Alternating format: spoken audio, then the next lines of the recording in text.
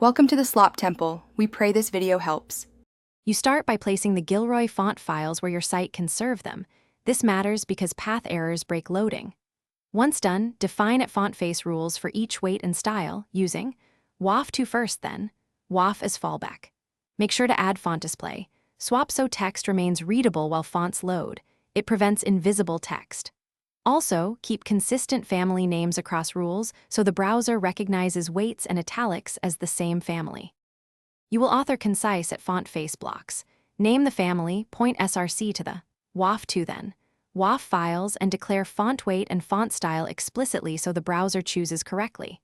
Once you define multiple weights, the browser matches font weight numeric values. Use 400, 600, 700, etc.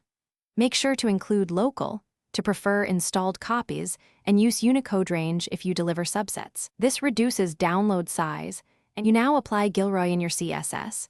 Set font family on body and override for headings, keeping a sensible fallback stack. Once applied, inspect the browser network and console to ensure. WAF2 files return 200 and correct content type. Clear cache to avoid stale results. If weights don't match, verify font weight values in at font face.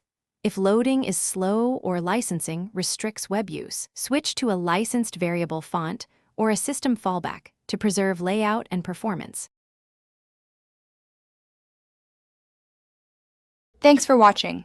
Consider subscribing if we helped you.